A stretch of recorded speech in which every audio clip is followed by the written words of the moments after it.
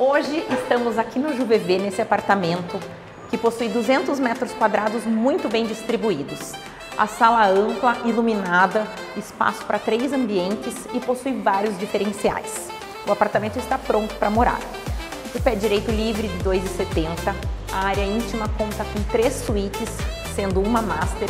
Os banheiros dos quartos possuem piso aquecido e também contam com vidro duplo. Eu sou a Cacá e você está na A Gonçalves.